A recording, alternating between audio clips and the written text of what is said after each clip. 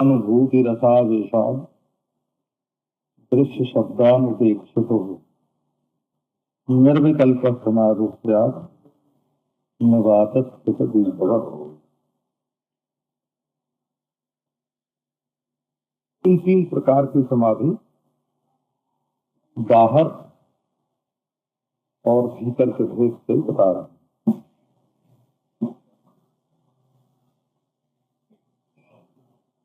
भीतर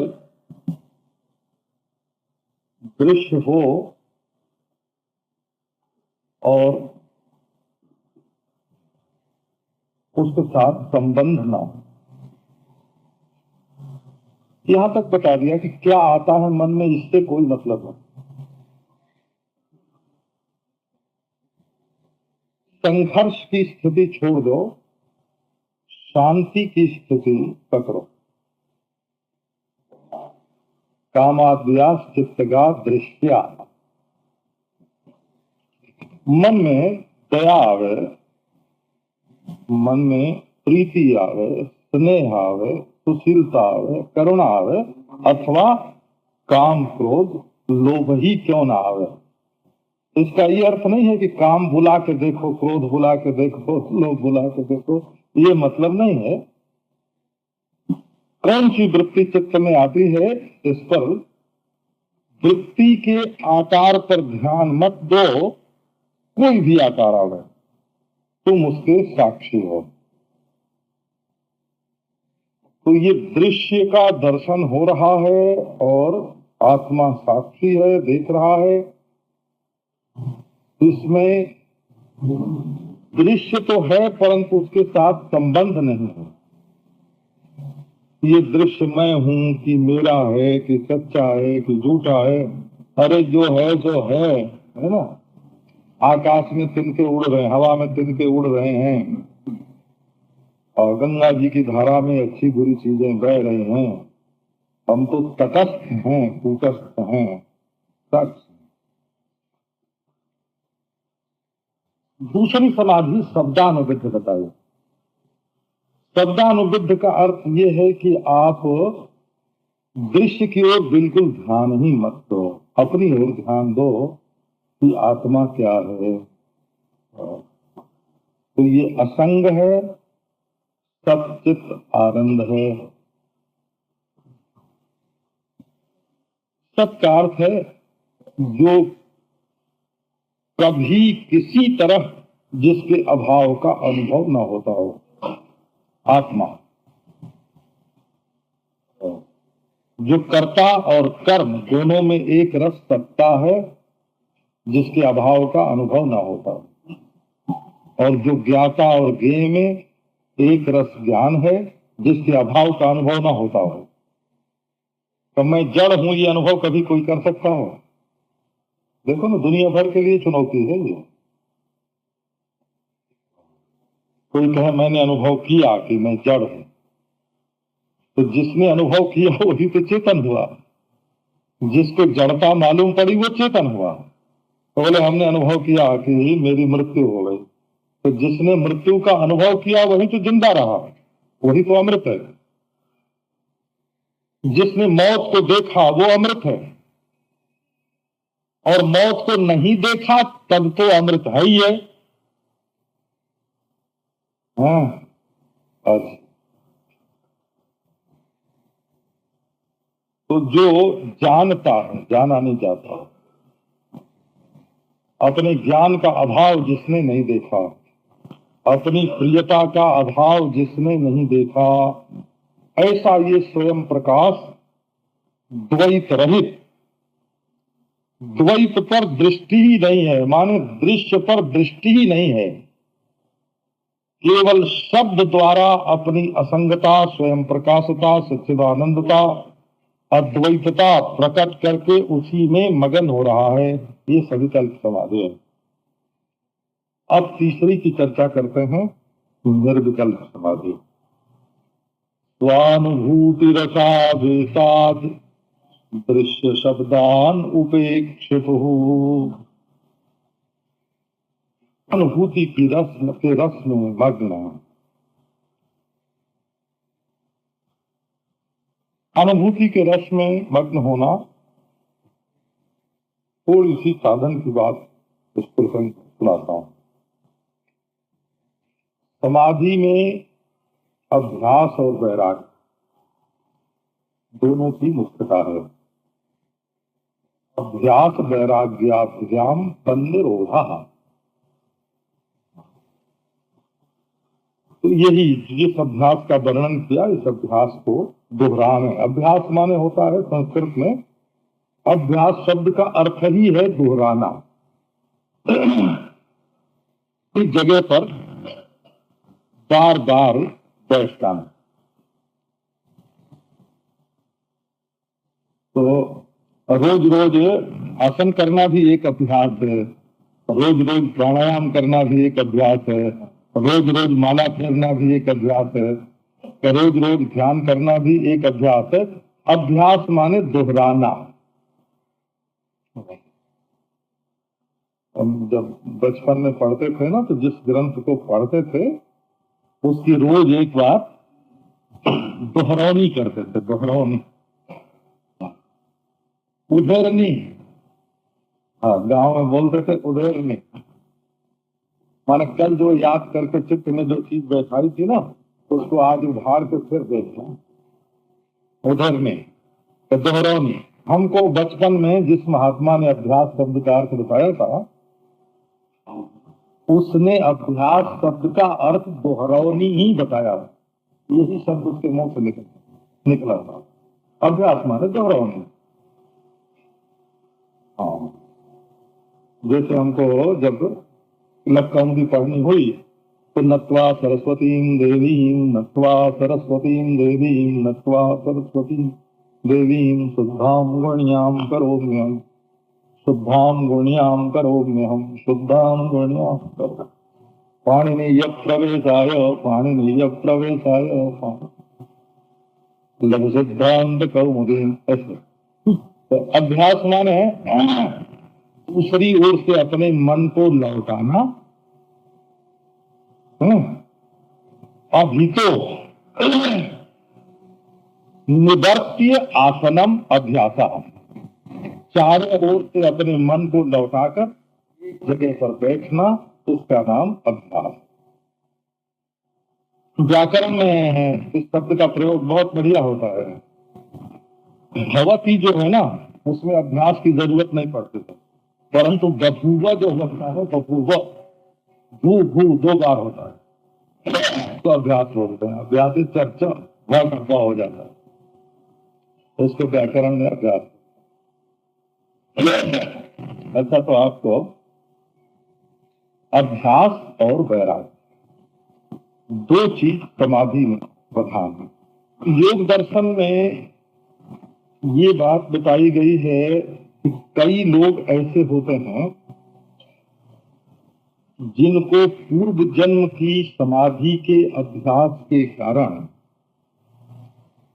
बचपन में स्वभाव से ही समाधि के संस्कार जागृत होते हैं। तो इनमें एक तो देवताओं की चर्चा की, एक जो अधिकारी पुरुष होते हैं ब्रह्मा आदि, उनकी भी चर्चा की। जैसे ये अग्नि देवता, पृथ्वी देवता, जल देवता, अग्नि देवता तत्व से तादात्म्यापन्न हो गए हैं। जैसे अग्नि धारणा करने से अहम अग्नि ही, कोई जीव ही अग्नि से तादात्म्यापन्न होकर के अग्नि देवता हो गया। अहम वायु हूँ, अहम सूर्यः, बोलते हैं ना वो वामदेव, अहम मनुरभवम सूर्यश्च, मैं ही पहले मनु था और मैं ही पहले सूर्य था। तो ये क्या हुआ, और दूसरे होते हैं ब्रह्मा तक हो जाते हैं, बोला। हाँ, ये ऐसे ऐसे जीव होते हैं जिनको सृष्टि स्थिति संहार करने का सामर्थ्य प्राप्त हो जाता है और वो ब्रह्मा विष्णु महेश हो जाता है ना। तो अहंकार तत्व में लीन होने से ब्रह्मा हो जाते हैं, रुद्र हो जाते हैं, बोला, रुद्र हो जाते हैं अहम में लीन हो जाने। तो महाराज महत तत्व में लीन होने से हिरण्य गर्भ हो जाता है। तो इतनी ऊंची अवस्था प्राप्त होती है कि अहंकार में लीन हो जाए, महत तत्व में लीन हो जाए, प्रकृति में लीन हो जाए। इतनी ऊंची ऊंची अवस्था अभ्यास के द्वारा प्राप्त हो जाती है। तो ऐसे जो विदेह और प्रकृति लीन होते हैं, इनका नाम क्या है योग शास्त्र में, भव प्रत्ययो विदेह प्रकृति लयानाम। जो अभ्यास के द्वारा निराकार निर्देह स्थिति को प्राप्त कर लेते हैं और यहां तक कि ब्रह्मा हो जाते हैं। योग वासिष्ठ आपने अगर पढ़ा हो तो पढ़ा होगा कि कई बार हमने ब्रह्मा को चींटी होते देखा है और कई बार हमने चींटी को ब्रह्मा होते देखा है, हाँ? और कई बार जो यज्ञोपवीतहीन थे उनका नाम ब्राह्मण था और जो यज्ञोपवीती थे उनका नाम शूद्र था। ऐसी ऐसी सृष्टि का भूषुंडोपाख्यान में, योग वासिष्ठ के भूषुंडोपाख्यान में ये प्रसंग आता है। ये सृष्टि जो है वो बदलती रहती है, बदलती रहती है, बदलती रहती है। इसमें दुखी वही होता है जो नए को स्वीकार नहीं करता। ये बुढ़े लोग जो है वो क्यों दुखी होता है बुढ़े लोगों को ये होता है कि बस हमारी अगली पीढ़ी तो बिल्कुल भ्रष्ट हो गई। अब अगली पीढ़ी भी जब बुद्धि होगी तब यही सोचेगी कि हमारी अगली पीढ़ी भ्रष्ट हो गई। इस प्रकार दुखी होने की एक परंपरा जो है, दुखी होने की एक परंपरा। अरे नई नई सृष्टि बदलती है, देखो जब तक काले बाल ज्यादा हो और सफेद कम हो तब तक सफेद को निकाल के काले को रख के खुशी हो, और जब सफेद बढ़ जाए बहुत ज्यादा तो कालों को निकाल दो और सफेद को देख के खुशी हो, है ना। ऐसा हमारे गुरु जी महाराज थे, 85 बरस की उनकी उम्र थी, वो मूछ बनाते थे। वो संस्कृत के बड़े भारी विद्वान थे, प्रामाणिक विद्वान थे उन दिनों। आजकल जो संस्कृत यूनिवर्सिटी है इसका नाम क्वींस कॉलेज था, वो उसमें अध्यापन करते थे। तो अपने हाथ से रोज कैंची से अपनी मूंछ काटते थे और कंघी से बिल्कुल एक एक बाल सवार के रखते थे, कहीं कतार में फर्क न पड़े।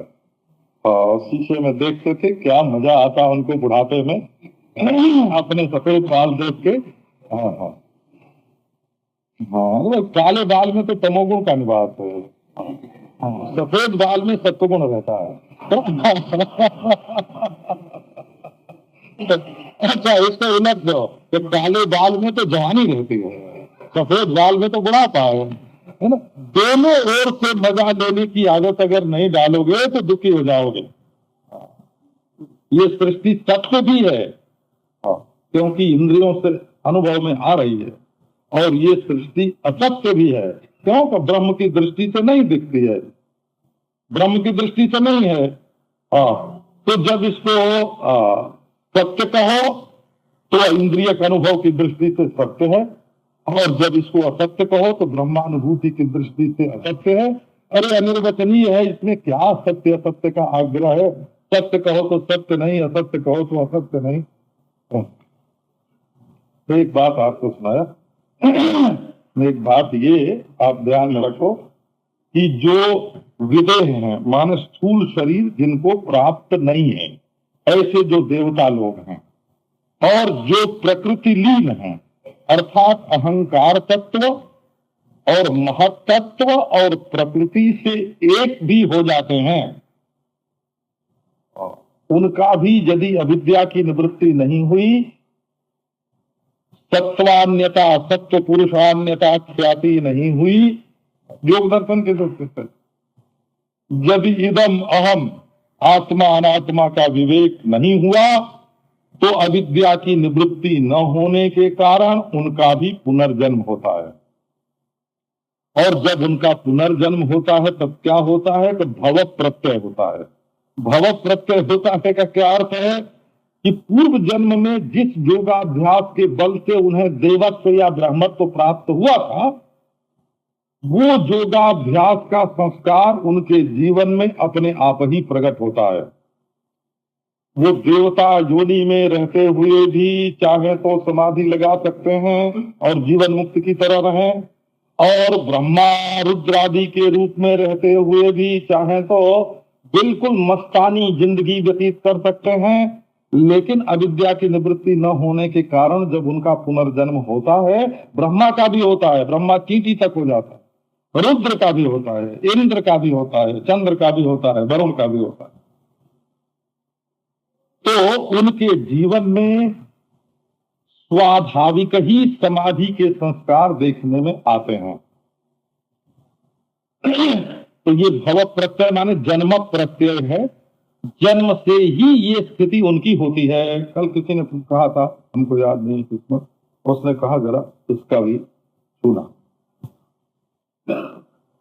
तो अब ये बात यहाँ कही क्यों गई, ये आप ध्यान में दो। बोले उन्होंने अभ्यास किया था, समाधि लगाई थी, पर समाधि की सिद्धि ये हुई कि ब्रह्मा हो गए, इंद्र हो गए, स्थानी हो गए, स्थानी।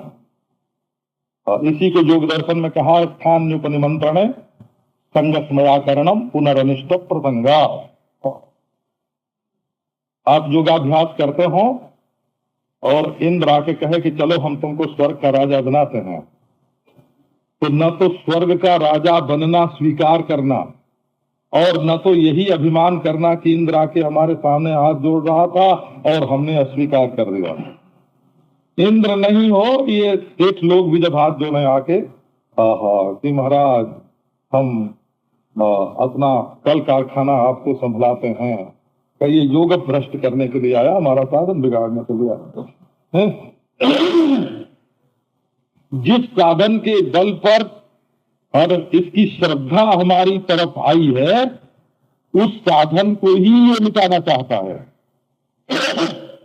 तो न तो उसका संग करना, आसक्ति भी उससे नहीं करना कि ये देना चाहता है, और अभिमान भी नहीं करना कि इतने बड़े बड़े सेठ साहूकार हमारे भगत हैं, क्योंकि इनकी श्रद्धा तो 2 मिनट में ही खत्म। अच्छा, तो इसी तरह यदि देवता भी बुलाए, ब्रह्मा भी आवे कि आओ हम तुमको ब्रह्मलोक में रखते हैं, रुद्र कहें आओ हम कैलाश में ले चलते हैं, इंद्र कहें स्वर्ग में ले चलते हैं, तो न तो उनकी बात मानना, न तो उनसे दोस्ती जोड़ना, और न तो अभिमान करना कि इतने बड़े बड़े देवता। बात क्या है कि उन्होंने अभ्यास तो किया था लेकिन वैराग्य उनको नहीं था। उनका वैराग्यहीन अभ्यास था, इसलिए उनको सिद्धि मिल गई। वो इंद्र हो गए, वरुण हो गए, ब्रह्मा हो गए, रुद्र हो गए, कुबेर हो गए, सूर्य हो गए, चंद्रमा हो गए। प्रकृति के एक अंश में उनका तादात्म्य हो गया। क्यों हुआ? बोले वैराग्य नहीं था। यदि पर वैराग्य उनको होता तो तत्परम पुरुष ख्यातेर गुण वही तृष्णयाम, तब उनको मैं प्रकृति और प्राकृत के विलक्षण नित्य शुद्ध बुद्ध मुक्त आत्मा हूं ये बोध हो जाता, और ये जो गुणों के द्वारा बनाई हुई स्थितियां हैं इनमें तृष्णा न होती। उस वैराग्य की कमी के कारण ही वो योगाभ्यास करके देवता हुए थे, और वैराग्य की कमी के कारण ही वे फिर से मनुष्य जोनी में आए हैं, और उनके अंदर वासना के बीज जो हैं वो विद्यमान हैं। इसलिए यदि बचपन में किसी की स्थिति ऐसी दिखे, ये तो जोगियों की जैसी स्थिति होती है वैसी इसकी है, तो मान नहीं लेना कि वो जिंदगी भर वैसा रहेगा, क्योंकि वो भव प्रत्यय है। वो फिर जैसे अभ्यास उसमें दिख रहा है वैसे फिर उसमें वासनाएं उभर आवेंगी। बहुत लोग जिंदगी भर को जाते हैं कि जब हम बच्चे थे तब हमको पूर्व जन्म की याद आती थी, जब बच्चे थे तब समाधि लगती थी, अरे आप कहाँ गई, है। तो अब वासनाओं ने दबा दिया, वो पूर्व जन्म के स्मरण को भी दबा दिया है। तो ये जो भव प्रत्यय है ये शुद्ध समाधि का साधन नहीं है। विघ्न के रूप में इसका उल्लेख करने के लिए कहा गया कि ये भव प्रत्यय भी किसी किसी में पूर्व जन्म की वृत्तियां भी उदय होती हैं और जन्म के साथ ही आती हैं। किनके आती हैं? कि जो पहले देवता होते हैं या पहले ब्रह्मा आदि होते हैं तो उनके आते हैं। तो उसके चक्कर में नहीं पड़ना। करना क्या? बोले अभ्यास करना। इसको उपाय प्रत्यय और भव प्रत्यय दो बोलते हैं। तो भव प्रत्यय जो है वो इस जन्म में यदि वैराग्य हो जाए और फिर समाधि का साधन करें तब तो वो पुनर्जन्म का अभ्यास काम देगा, और इस जन्म में यदि वैराग्य न हो और अभ्यास न करें तो बेकार चला जाएगा। इसलिए इस जन्म में अभ्यास करना चाहिए। अब अभ्यास करने के लिए क्या क्या चाहिए? उसके लिए इसी प्रसंग में योग दर्शन में बात कही गई कि श्रद्धा वीर्य स्मृति प्रज्ञा पूर्वक इतरेषाम।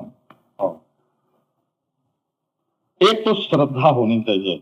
यदि आप उपाय करना चाहते हैं, योग करना चाहते हैं, साधन करना चाहते हैं तो आपके जीवन में अरे आदमी पर श्रद्धा मत करो पर अपने साधन पर तो श्रद्धा करो।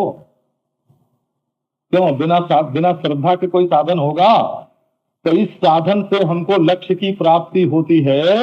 ये जो आपके मन में विश्वास है वो श्रद्धा ही तो है ना, कि आप 10 मिनट आंख बंद करके और पीठ रीढ़ सीधी करके बैठेंगे या अमुक नाम लेंगे या निर्वृत्तिक रहेंगे, निर्विषय रहेंगे तो हमको आत्मदेव का साक्षात्कार होगा। अभी तो आप आंख बंद करके बैठते हो, भीतर अंधकार है, या अभी तो आप शांत होकर के बैठते हो, एक आपके द्वारा किया हुआ निरोध है।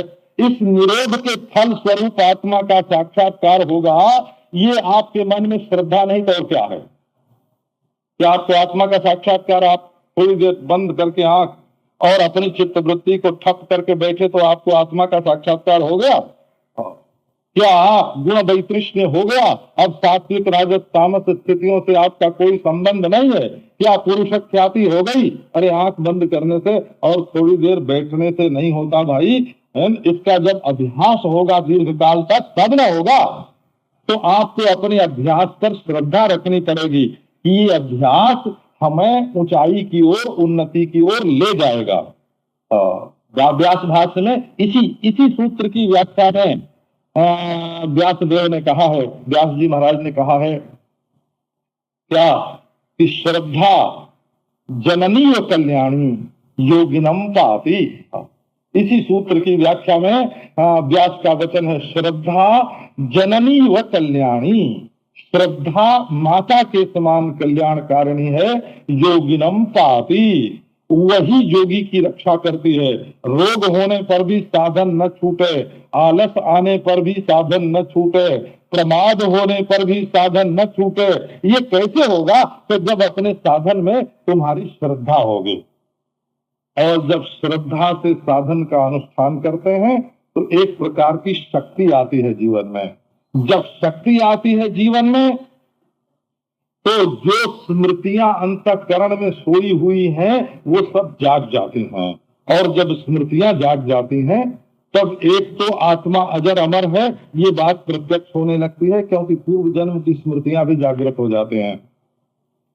और जब स्मृतियां आती हैं तब प्रज्ञा माने विवेक का उदय हो जाता है कि मैं ये स्थूल शरीर नहीं हूं। और जब विवेक का उदय हो जाता है तब परिवर्तनशील तमोगुण की वृत्तियां, जैसे नींद आती है और जाती है, आलस आता है और जाता है, प्रमाद आता है और जाता है, ऐसे राग आदि दोष भी, काम आदि दोष भी आते हैं और जाते हैं। और ऐसे ही सुसुप्ति समाधि भी आती जाती हैं। और अपना जो आत्मा है इनसे असंग है, पुरुष की ख्याति हो जाती है। माने पुरुष का जो अच्छा असली स्वरूप है आत्मा का वो जाहिर हो जाता है। और वो जाहिर हुआ तब फिर परम वैराग्य हुआ। परम वैराग्य में समाधि से भी वैराग्य हो जाता है। बोला ये मत योग दर्शन का है। तो क्यों कि गुण वैतृष्ण्य, गुण से वितृष्णा होती है। गुण से वितृष्णा होती है तो अर्थ क्या हुआ कि सात्विक राजस और तामस तीनों प्रकार की वृत्तियों से वितृष्णा माने वैराग्य हो जाता है। जब ये वैराग्य की पूर्णता होती है तब क्या होता है कि ये जो चित्त वृत्ति है ये आत्म सदृश हो जाती है। आत्म सदृश, आत्म सदृश माने सन्मयी, ज्ञानमयी, आनंदमयी, प्रकाशमयी, देश काल वस्तु से अपरिच्छेदमयी ये वृत्ति हो जाती है। और जब सादृश्य होता है तब ये वृत्ति आत्मा में स्थित हो जाती है, क्योंकि विसदृश वस्तु जो है वो विसदृश में स्थित नहीं हो सकती है। तो ये बात। तो अब एक बात तो ये हो गई कि भव प्रत्यय के भरोसे मत रहना। पुनर्जन्म का जो प्रभाव इस जीवन में आया हुआ है उसके भरोसे मत रह जाना। उपाय प्रत्यय का अनुष्ठान करना माने उपाय करना। उपाय शब्द का अर्थ व्याकरण की रीति से क्या होता है, ये बड़ा विचित्र शब्द है व्याकरण में। नारायण, उप माने पास हो और आय माने यही आमदनी वाला। उपाय माने जिस चीज का हम लाभ प्राप्त करना चाहते हैं उसके बिल्कुल पास जो हो उसका नाम उपाय। उप माने पास और आय माने लाभ। जिस लक्ष्य की प्राप्ति हम करना चाहते हैं उसके जो अव्यवहित पास होवे उसका नाम उपाय। वैयाकरणों में जो दार्शनिक शिरोमणि हुए हैं उन्होंने कहा उपादायापि हीयन्ते उपायास्ते प्रकीर्तिताः। वाक्य पदीय में ये श्लोक आया कि जिसको पहले तो कबूल करें, पहले तो स्वीकार करें और जहां पहुंचना है वहां पहुंच जाने के बाद छूट जाए उसका नाम उपाय। जैसे गंगा पार करने का उपाय है नाव, जब गंगा पार कर गए तो नाव छूट गई। उपादायापि हीयन्ते उपायास्ते प्रकीर्तिताः। उपाय उसको कहते हैं कि जिनको पहले तो स्वीकार किया जाए और लक्ष्य की प्राप्ति होने पर जो छूट जाए उनका नाम उपाय। आत्मा और ब्रह्म की एकता का बोध होने पर भी यदि वृत्ति को पकड़ोगे तो जीव ही बने रहोगे।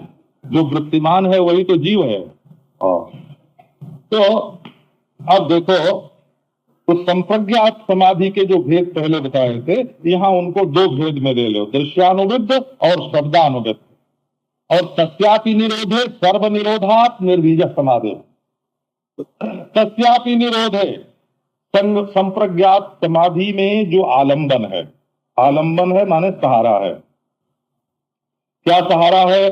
तो एक जगह स्थूल वस्तु का सहारा है, सालग्राम का सहारा लेके समाधि लगाते हैं, नहीं तो नीलम रख के समाधि लगाते हैं। बाह्य वस्तु को अपने चित्त में नर्मदेश्वर का आकार बना लेते हैं, सालग्राम का आकार बना लेते हैं, अथवा सूक्ष्म वस्तु का आलंबन लेते हैं, अथवा आनंद का आलंबन लेते हैं। आनंद है, आनंद है, आनंद है, आनंद की नदी बह रही है, आनंद का समुद्र उमड़ रहा है, आनंद के सूर्य चांद तारे छिटक रहे हैं, आनंद की हवा चल रही है, आनंद का आकाश फैला हुआ है, आनंदमयी दिशाएं हैं, आनंदमय काल है, आनंदमयी वस्तुएं हैं। आनंद का सहारा लेकर समाधि लगती है।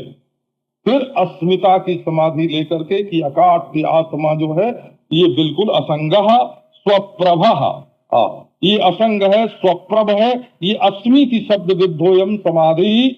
अस्मि, ऐसा हूं मैं, ऐसा हूं मैं, ऐसा हूं मैं। अब आगे जब निर्विकल्प समाधि में चलना हुआ तो तस्यापि निरोधे सर्व निरोधात् निर्बीज समाधि। छोड़ दो सहारा।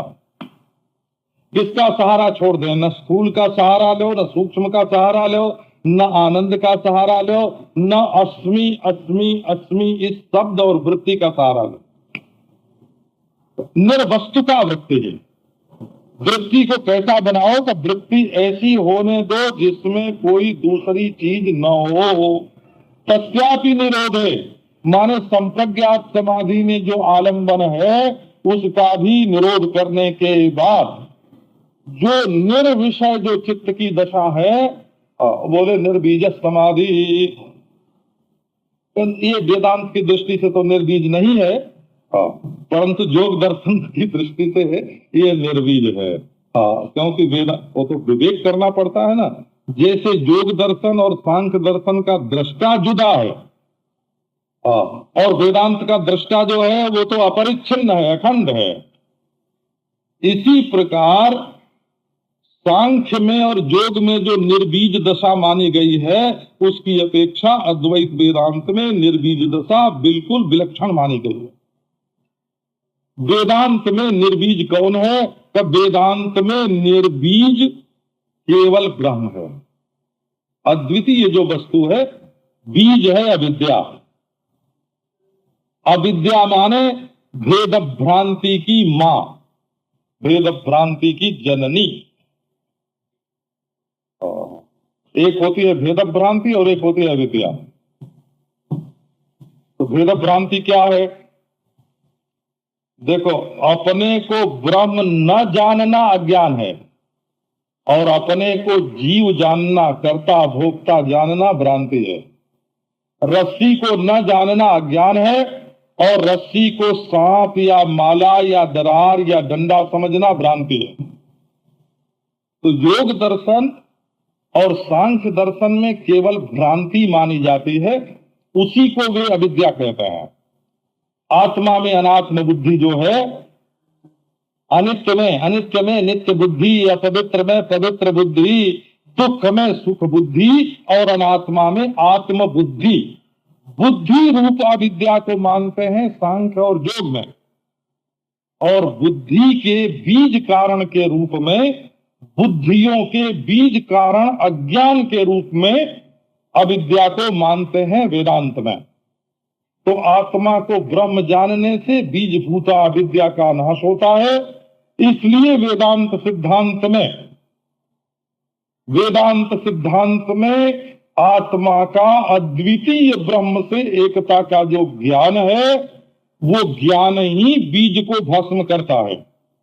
और सांख्य और योग दर्शन में आत्मा की असंगता, असंग दृष्टापने का जो ज्ञान है कि द्वैत तो है, परंतु उसके साथ हमारा संबंध नहीं है, या उसका भान नहीं है, समाधि में भान नहीं है, और विवेक काल में संबंध नहीं है, व्यवहार काल में तो संबंध नहीं है, और निरोध काल में भान नहीं है।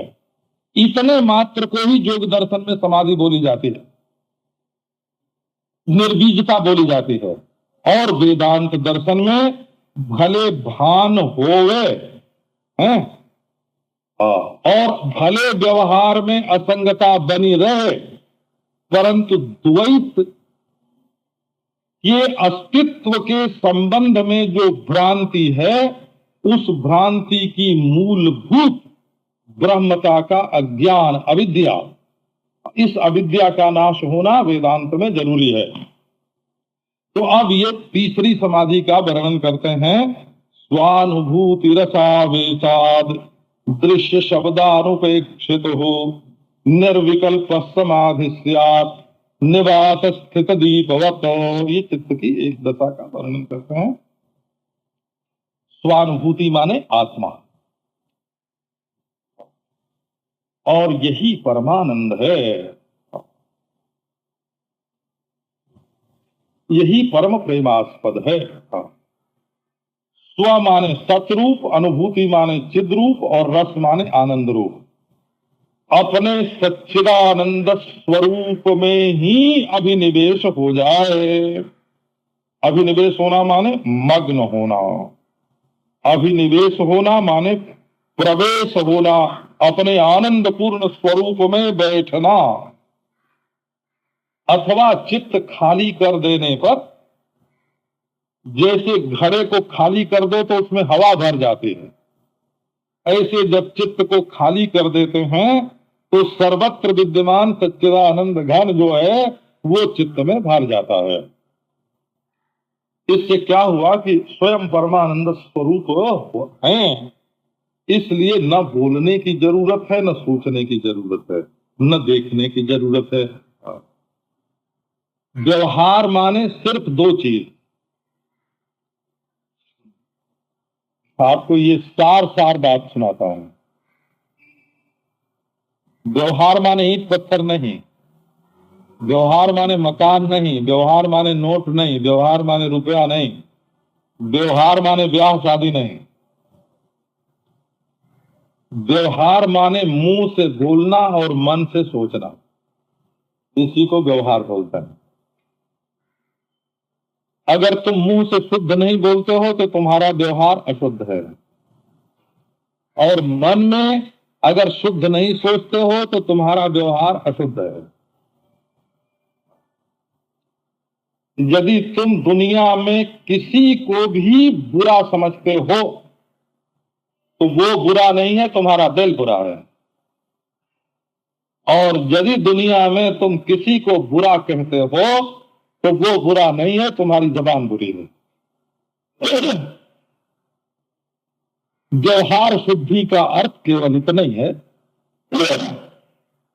कि हमारा वाग व्यवहार और वृत्ति व्यवहार ये दोनों शुद्ध हो, इसी का नाम व्यवहार शुद्धि है। हमारे महर्षियों ने कुछ कम विचार नहीं किया है इस पर।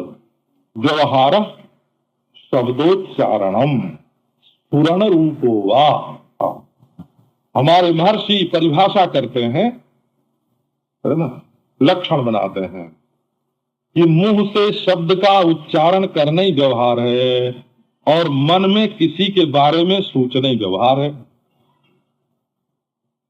तो बुरा बुरा सोचोगे और बोलोगे तो तुम्हारा व्यवहार बुरा है, और अच्छा अच्छा सोचोगे और बोलोगे तो तुम्हारा व्यवहार अच्छा है। तुम्हारा दिल भी अच्छा है और जबान भी अच्छी है, सामाजिक व्यवहार भी अच्छा है। और जब तुम बोलना और सोचना दोनों को छोड़ देते हो, न मन में कुछ देखते हो और न कुछ बोलते हो, बस दो चीज छोड़ो, देखो इसका नाम समाधि है। बोलना और सोचना छूट गया और सच्चिदानंद का हृदय में आविर्भाव हो गया, स्वानुभूति रसादेशा, वो मस्ती आई। अनुभूति माने क्या होता है? अनु माने पीछे और भूति माने होना, जो सबके पीछे हो उसका नाम अनुभूति। जैसे देखो ये किताब है, किताब के पीछे इधर कुछ आगे को नहीं जाना। किताब किसको दिखती है? आंख को। तो किताब जो है वो अनुभाव्य है और आंख तुम्हारी अनुभूति है। और आंख किसको मालूम पड़ती है? यही तो इस ग्रंथ में बताया गया है। आंख किसको मालूम पड़ती है? कि आंख के पीछे बैठे हुए मनीराम दोनों आंख को देखते हैं।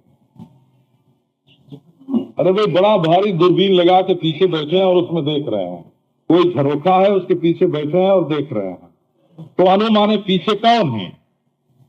विषय के पीछे बैठकर विषय को कौन देख रहा है? आंख के पीछे बैठकर आंख को कौन देख रहा है? का मन। तो मन के पीछे बैठ करके मन को कौन देख रहा है? का मैं, है ना। और मैं के पीछे बैठ के मन को, मैं को कौन देख रहा है? तो देखो मैं तो कोई देख रहा है, ये भी मैं को ही मालूम पड़ेगा। मैं के पीछे परोक्ष रूप से बैठ करके कोई मैं को देख रहा है, ये भी मैं को ही मालूम पड़ेगा। तो छोटा मैं दिखता है और बड़ा मैं देख रहा है। तो जीव जगत ईश्वर सब दृश्य कोटि में है। और अनुभूति अनुसत्ता अनुदृश्य जब तुम हो, यही है परमानंद। परमानंद इसमें क्या है? में कितनी देर तक तुम्हें समुद्र की और बगीचे की याद रहती? जरा गौर करके देखना। कभी कभी हफ्तों तक ख्याल नहीं होता है कि हमारे घर के नीचे समुद्र है। हफ्तों तक ख्याल ही नहीं होता है, क्योंकि आप तो अपने घर घरौंदे में समुद्र को कहाँ देखने जाते हैं। तो इसी प्रकार जब आप अपने आत्मा में बैठ जाएंगे तो क्या दृश्य कहाँ बह रहा है और क्या हो रहा है, ये आत्मा में बैठ जाने के बाद वो बात रहेगी ही नहीं। तो दृश्य और शब्द की उपेक्षा कर दो और सबसे पीछे बैठकर जो सबको निहार रहा है ना, वो तुम्हारी आत्मा है और उसके रस में मग्न हो जाओ। अब होगी समाधि निर्विकल्प। तो कैसे? कि जैसे निवात स्थित दीपवत, जैसे बिना हवा की जगह पर, जहाँ हवा न लगती हो बाहर की, ऐसी जगह पर दिया लगता हो, दिया रखा हो और उसकी लौ बिल्कुल सीधी जलती हो। है तो संस्कार उसमें भी बत्ती जलती है, उसमें भी स्नेह तेल जलता है। उसमें भी ये जो बिजली होती है ना, बिजली, घंटे भर पहले आपने बल्ब जलाया था और घंटे भर बाद आपने देखा, वो जो चमक है उसमें बिजली की, वो वही है कि दूसरी है? दूसरी है। अगर वही रहे तो आपको बिल न चुकाना पड़े, बता। हाँ हाँ हाँ, अगर वही रहे तो आपको बिल न चुकाना पड़े, बोला। हाँ, वो तो खाती है ना, वो अपने ईंधन को खाती जाती है और वहां और मीटर जो उसका लगाया हुआ है वो बढ़ता जाता है। वो बिजली को खाती है तब रोशनी होती है। रोशनी खाती है, बिजली को खाती है।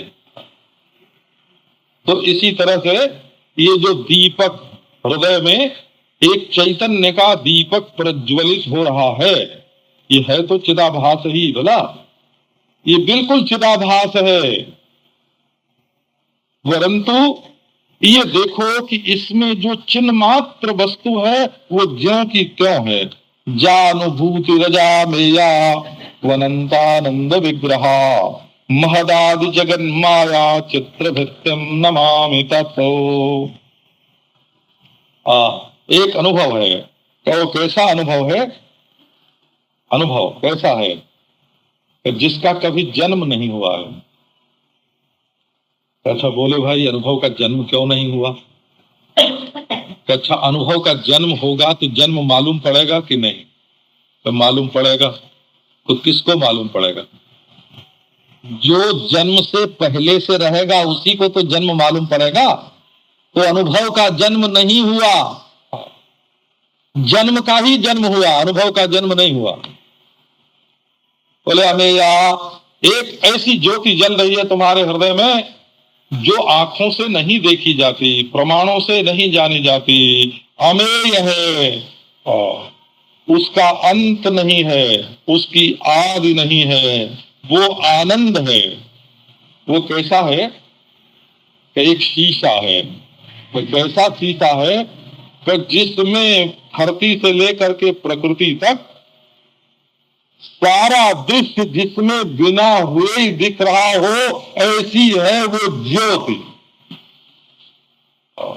तो समाधि में प्रशांत वृत्तिकम चित्तम परमानंद दीपकम असंप्रज्ञात नामायम समाधिर्योगिनाम प्रियः।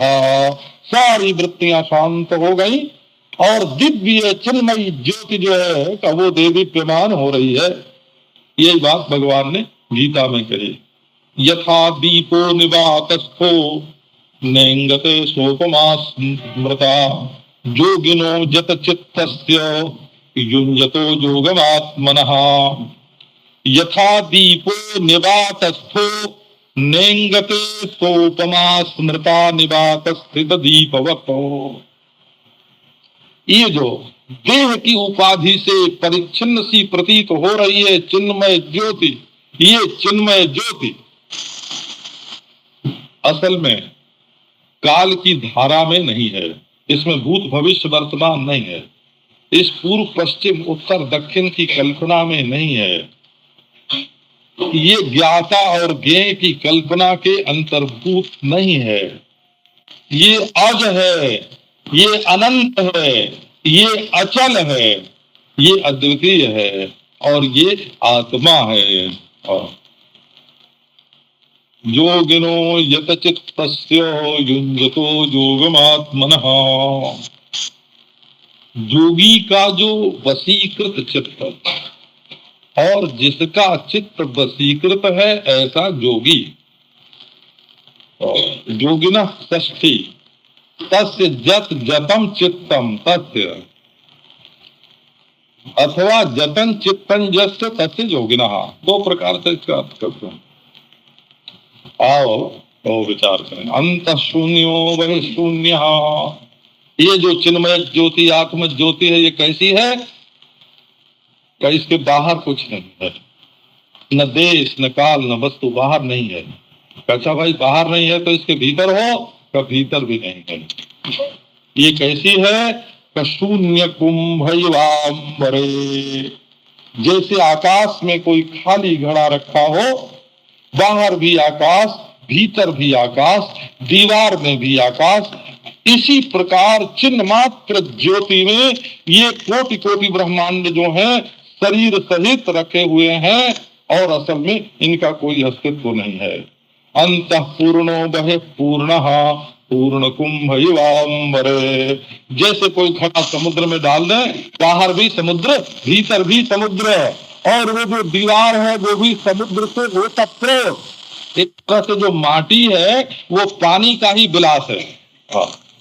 माटी जो होती है ना, माटी वो पानी के सिवाय और कुछ नहीं होती है। पानी के बिना माटी होती ही नहीं है। ये बालू का एक कण जो आप देखते हैं उसमें 1000 कण होते हैं। 1000 कण इकट्ठे होकर क्यों रह रहे हैं? क्योंकि उसमें पानी है। स्नेह जो है उसमें चिकनाई जो है वही बालू के कण को बालू बनाए हुए है। बिना पानी के माटी हो ही नहीं सकती। तो बिना चिन्मय ज्योति के कोई जड़ता हो ही नहीं सकती। तो समुद्र में घड़े को डाल दिया, बाहर पानी भीतर पानी, और थोड़ा सा विचार करके देखोगे तो घड़े की दीवार भी पानी, और फिर बोले पानी पानी। तो माँ भवग्राह्य भावात्मा ग्राहकात्मा च माँ भव, तुम दृश्य मत बनो और तुम दृष्टा भी मत बनो। भावना अखिलाम, मैं दृष्टा हूँ मैं असंग हूँ, ये भावना भी मत करो। न तुम दृश्य हो न तुम दृष्टा हो, सारी भावना छोड़ करके जो शेष रह जाता है वो तुम हो। दृष्टि दर्शन दृश्यानि त्यक्त्वा वासनयात हो, दर्शन प्रथमाभ्यासम आत्मानम केवलम भजो। दृष्टा दर्शन दृश्य की जो त्रिपुटी है, वासना सहित उसको छोड़ दो। त्रिपुटी की वासना ही मत रखो कि 3 चीज है जो तीनों के 3 होने से पहले मौजूद है, और तीनों के 3 न रहने पर जो चीज रहती है वही है। ये 3 तो है ही नहीं है। ये कौन है? कि आत्मानम केवलम भजो, ये केवल आत्मा है। ये बताया योग दर्शन में, बताया कि आत्मा को केवल कब कहते हैं। बोले कि पुरुषार्थ शून्य जो गुण हैं उनके प्रति प्रसव को कैवल्य कहते हैं। योग दर्शन के सूत्र है वो। पुरुषार्थ शून्य नाम गुणा नाम प्रति प्रसव कैवल्यम। कैवल्य क्या है? कि जब संसार में सत्वगुण रजोगुण और तमोगुण किसी में प्राप्तव्य बुद्धि न रहे कि हमको पाना है, तो हमको नींद ही लेना है कि ये भी न रहे, तो हमको काम ही करना है कि ये भी न रहे, कि हमको दान करना है, भक्ति करना उपासना करनी है, ये भी कर्तव्य बुद्धि न रहे, कि हमको समाधि लगानी है कि ये भी न रहे। माने गुणों की किसी भी अवस्था में जब पुरुषार्थ बुद्धि न रहे, हमको ये धर्म करना है, हमको ये धन कमाना है, हमको ये भोग करना है, हमको ये मोक्ष पाना है, बोला ये योग दर्शन में इसको बोलते हैं कि हमको धन कमाना है, धर्म करना है, भोग करना है और मोक्ष पाना है। जब ये चारों वासनाएं अपने चित्त में न हो, और गुणानाम प्रतिप्रसवः, प्रतिप्रसव का क्या अर्थ है? जब हम गुणों से कुछ नहीं चाहेंगे ना तो बच्चे नहीं देंगे। वो ये संसार के जो गुण हैं ये बच्चे देते हैं। जब हमको सोने की जरूरत होती है तभी खाट दे देते हैं, जब हमको काम करने की जरूरत होती है तभी मशीन दे देते हैं, जब हमको भोग करने की जरूरत होती है तो ये ब्याह करा देते हैं, और जब हमको मोक्ष पाने की जरूरत होती है तो वृत्ति को सात्विक बना देते हैं। बोले कि जब हमको कुछ पाना नहीं रहता तो गुण कैसे हो जाते हैं? बोले गुणानाम प्रतिप्रसवः, वो प्रसव के प्रतिकूल हो जाते हैं, माने तब बच्चे नहीं देते हैं, और जब बच्चे नहीं देते हैं तब क्या हो गया? बोले कैवल्य है। हाँ, पत्नी जो थी उसको तो तलाक दे दिया है, और बच्चे की जरूरत नहीं है, बच्चे की जरूरत नहीं है, पत्नी को तलाक दे दिया, अब पुरुष क्या रहेगा? बोले अकेला रहेगा। तो गुण दैतृष्ण, इसी को एक केवल केवल भाव बोलते हैं। केवल माने अकेला हो, केवल है ना। वह जो है ना बीच में, उसको के पहले रखो तो क्या होगा? वकील है ना। हाँ, वकील को केवल, बीच में जो वह है उसको पहले रख दिया तो वकील हो गया। वह को आ बोलने लगे और उसको अकेला अकेल बोलने लगे। हाँ, केवल माने अकेला, कैवल्य माने अकेलापन। जहाँ पुरुष बिल्कुल अकेला रहता है उसको कैवल्य बोलते हैं। तो प्रशांत सर्व संकल्पा या शिलावदवस्थिति, जागरण निद्रा, न जागना है न नींद है, ऐसी समाधि लगती है महाराज। और ये समाधि क्या करती है? अभी तो ये शुरू की बात हुई, इसको दो तरह का कर दिया, एक बाहर एक भीतर। और ये दो का भेद जब मिटेगा तब वस्तु स्थिति होगी। विकल्प है इसमें। बाहर भी ऐसी समाधि होती है और भीतर भी ऐसी समाधि होती है। बाहर होने से तत्पदार्थ प्रधान हो जाती है, भीतर होने से त्वम पदार्थ प्रधान हो जाती है। वस्तुतः प्रत्यक्ष चैतन्य ही रहता है, तो इसलिए असल में ब्रह्म ही वस्तु है, बाहर और भीतर ये नहीं है। ये प्रसंग अब कल सुनाएंगे आप।